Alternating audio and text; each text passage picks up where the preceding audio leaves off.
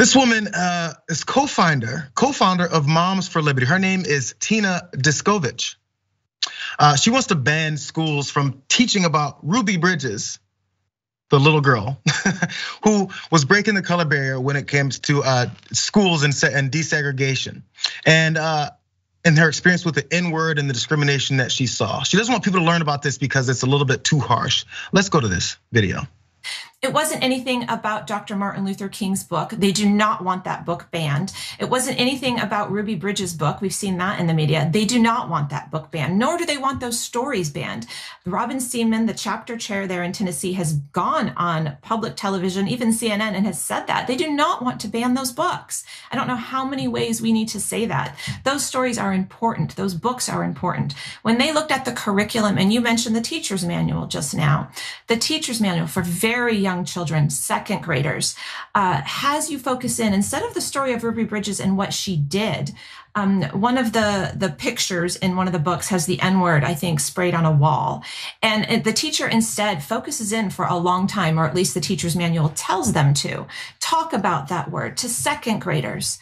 Our objection there is that parents need to have that conversation. That should not be introduced to 7-year-olds at the school district.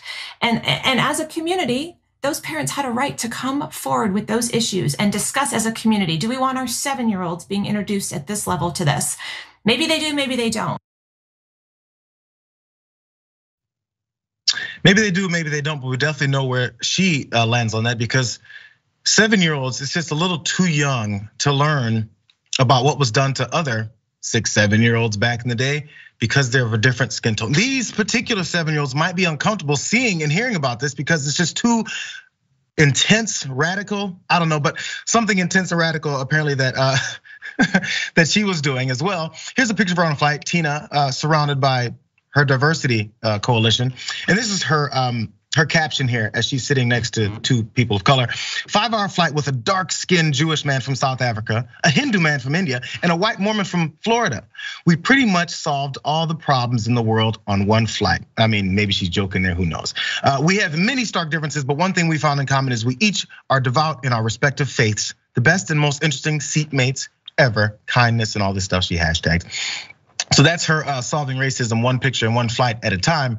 But what isn't solving us not repeating this same history of doing this over and over again is people trying to mute these stories and experiences from being taught to the next generation. So make them comfortable to make sure they don't see what previous generations did to certain folks strictly based off of who they are, so that they don't repeat that same problem. Why not teach that when we saw people go through that? Do you have much care for what Ruby went through?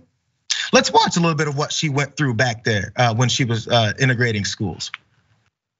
They gather on schedule to harass the children still going to school with angry protests.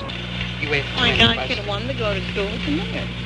They want them to go to all white school.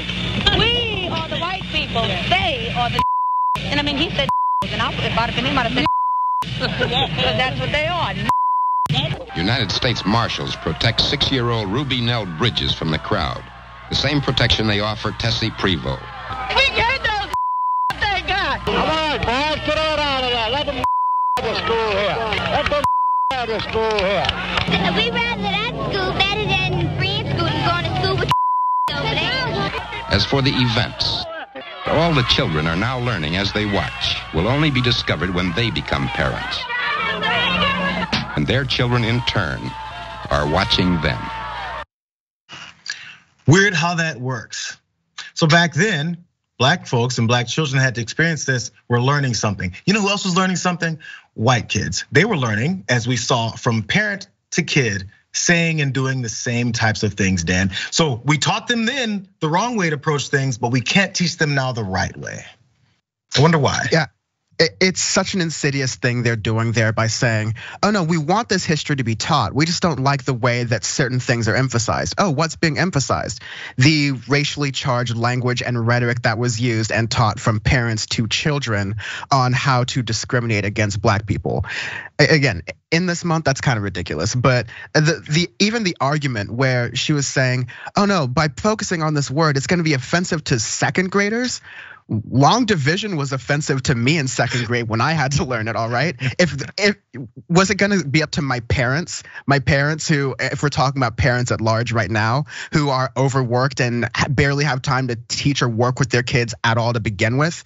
I'm supposed to teach, like my parents supposed to teach me long division, or like my parents supposed to teach me racism? Are we going to trust that parents are going to do that in the right way based on how the adults, the parents, are voting, based on how our society is right now, where you have this rise of people just not understanding what racism is at a school level or even at a larger adult level? I think the logic there, when you break it down, there is no logic from coming from her, but it's very dangerous because almost a year ago to the day, we were laughing about, oh, the Republicans, they don't have any policy ideas. They're just talking about cancel culture and Dr. Seuss. And now they're turning around and they're trying to cancel actual history, and there's not a lick of irony from those same people. They can't see it, and it's the approach that they're going to take. So that's what they're looking to get to, and I don't think they're trying to hide it all that much anymore. It's just, it is what it is. Mute one level of education because it's uncomfortable, strictly discomfort. That's the basis.